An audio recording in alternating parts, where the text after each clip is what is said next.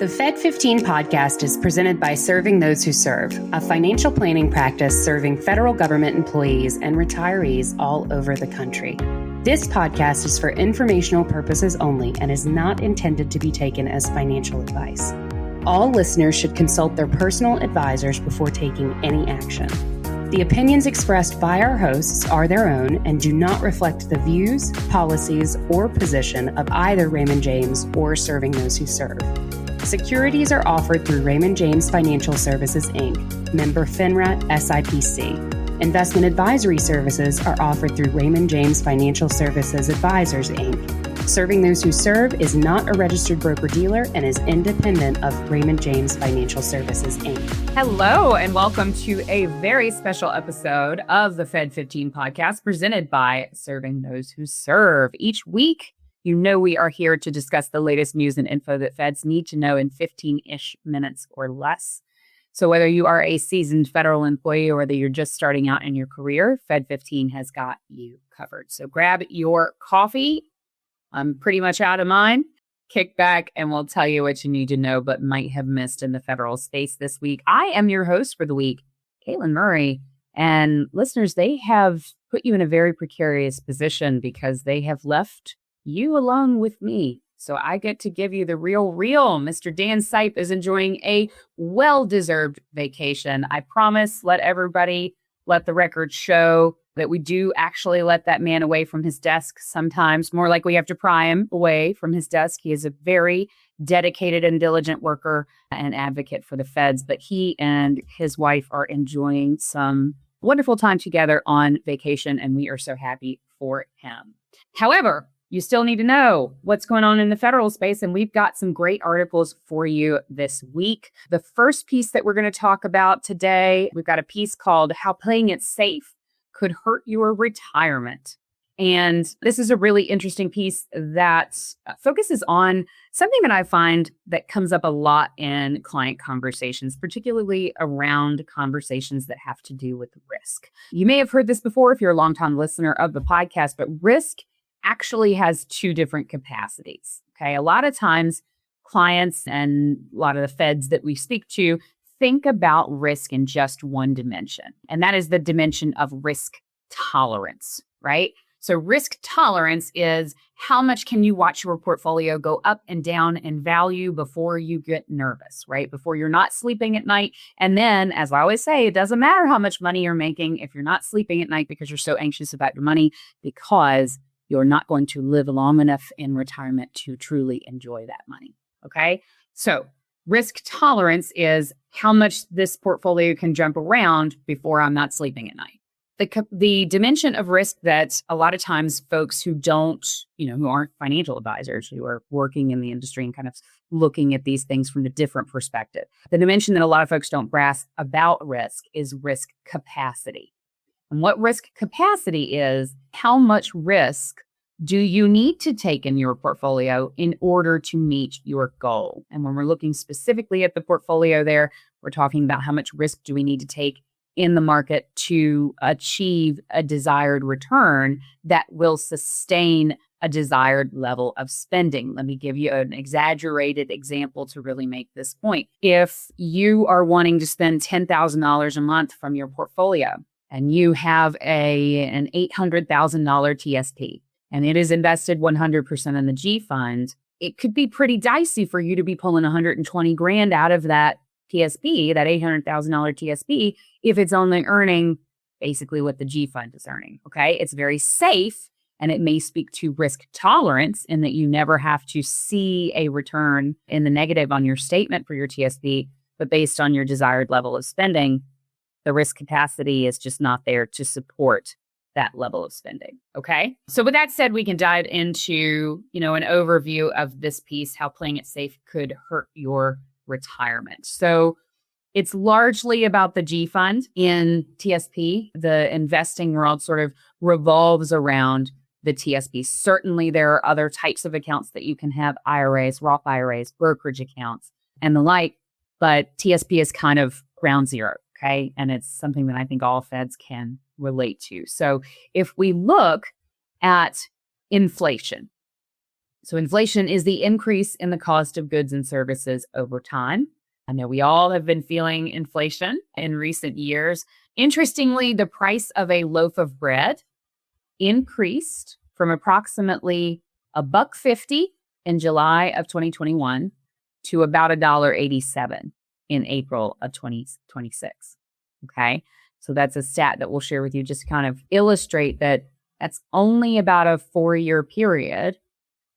And we've had a significant increase there in that price of that loaf of bread. So what is the takeaway here for retirement? A retirement lifestyle that might cost you $50,000 per year today could require approximately $121,000 per year in the next 30 years, assuming 3% annual inflation. Well, what about that inflation assumption, right? I have been blessed to have been working in this industry for long enough that folks used to ask me, I use a stated rate of 3% inflation on just kind of basic expenses, the basic stuff, bread, milk, eggs, in the financial plans that I write for folks. And I have been doing this for long enough that folks used to ask me if I was sure that 3% wasn't too high of a rate to use. And now I have folks asking me after the inflation spike that we saw in 22, 23, 24, and even continuing to some degree today, it's leveled out some. But now I have folks asking me if 3% is high enough, if I'm sure that that's high enough. On average, for the past 100 years, inflation has run at about 2 to 2.25%. So a 3% inflation rate is somewhat conservative, but what it's doing is leaving room for the very real possibility that inflation over the next 100 years could be higher than it has been historically. Okay. So I want you to think about that. If today, with your first pension and your Social Security, if the gap that you need to fill is about 50 grand to live the way that you want to live in retirement, in 30 years, you could need $121,000 just to keep it stable, not factoring in increased healthcare expenses, potential long-term care expenses, and all of those sorts of things that do become a significant expense for us when we are later in our retirement period.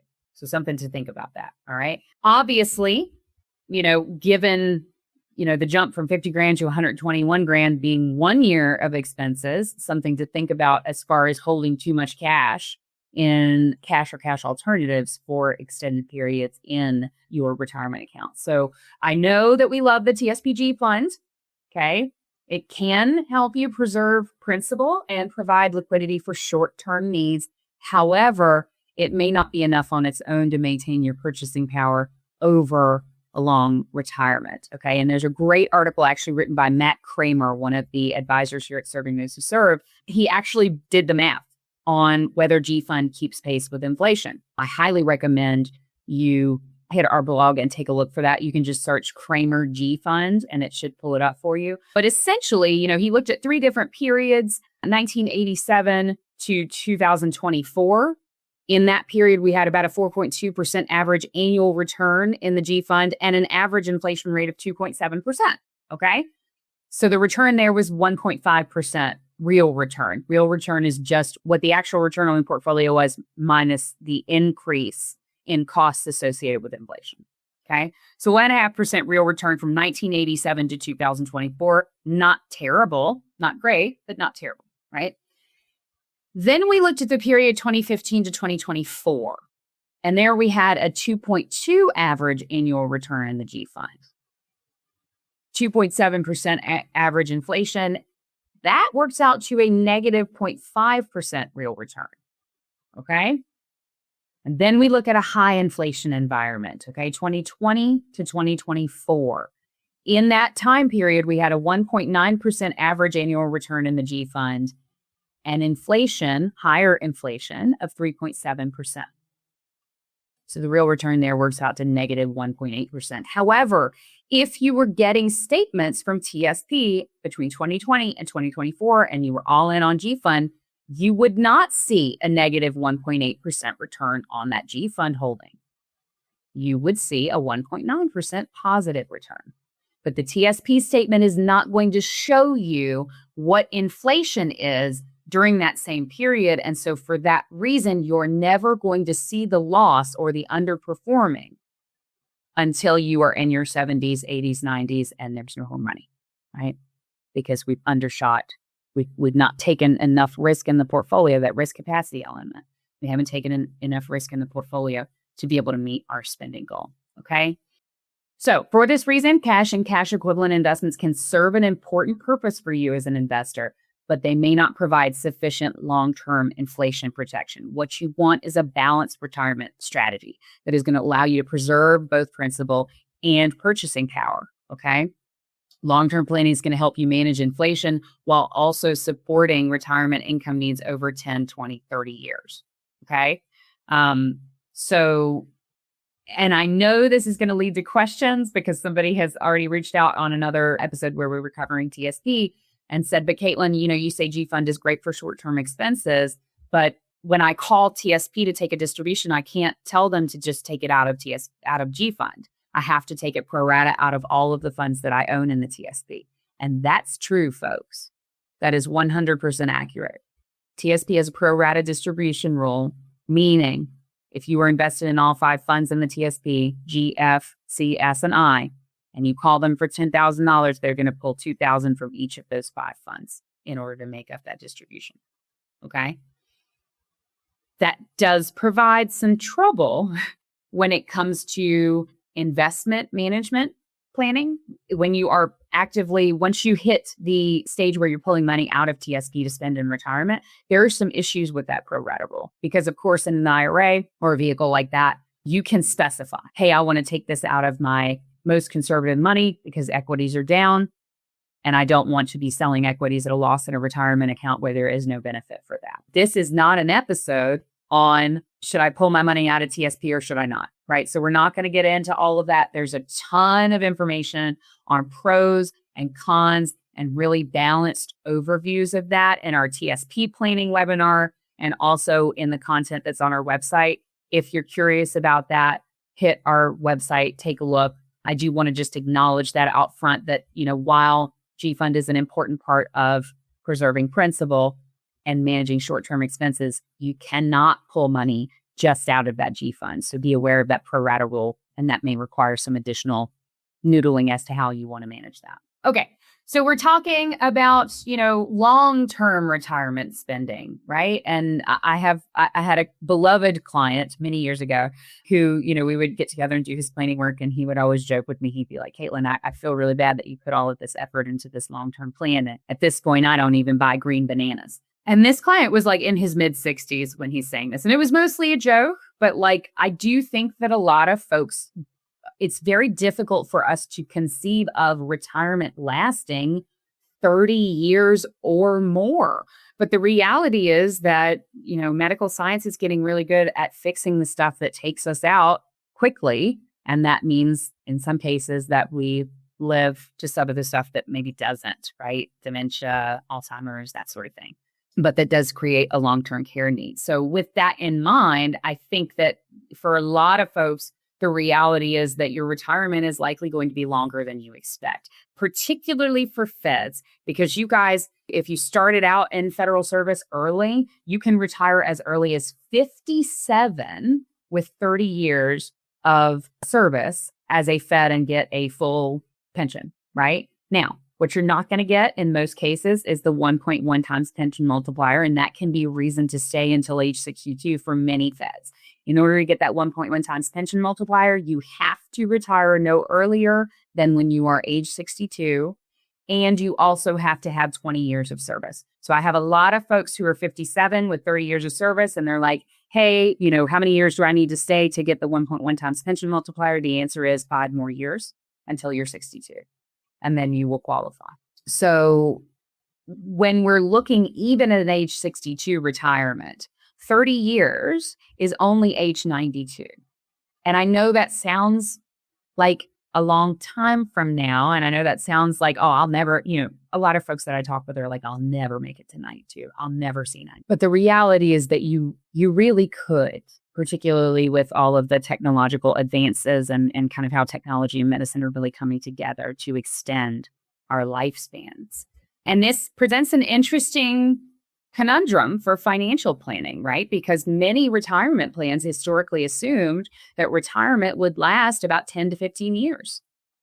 And our longer life expectancies mean that many Feds could spend 25, 30, 35, 40 plus years in retirement. Okay, especially if you got longevity in your family and you take care of yourself. And those longer retirements require planning for income, planning for inflation. 3% average inflation over 30 years is a big number. Healthcare, long-term financial security. Okay, so there's 4 risks that come with a long retirement. The first one is probably fairly obvious to you, and that's outliving your assets. Your TSP balances and your other savings accounts may need to last longer than expected, and that is going to put a little bit more emphasis on that risk capacity dimension of risk.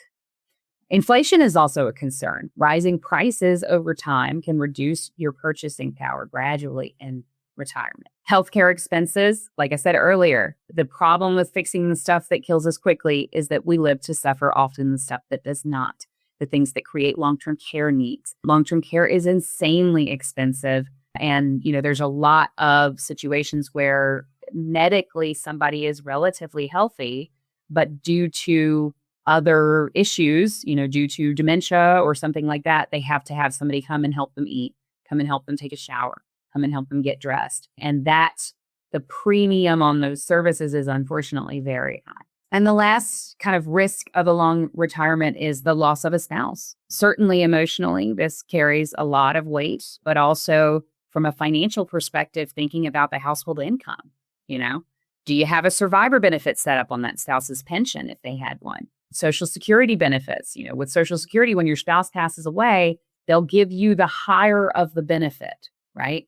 But they don't give you both benefits. When a spouse dies, a lot of people don't think about this, but you're in a different tax bracket. For that same year that the spouse died, you can stay in your current tax bracket, but then longer term, you're looking at, instead of being in a married filing jointly tax bracket, you're in a single tax bracket, and everything shifts. So a lot of times, unfortunately, when the first spouse dies, we end up in the surviving spouse ends up in a higher tax bracket, and that has challenges of its own, okay? So we're not going to dig into each of those dimensions in great detail just because I want to give you a flyover of this article. I highly, highly encourage you to go take a look at this, though, especially if you're the person who's like, I don't need to worry about planning for retirement. I'm not even going to live that long, right?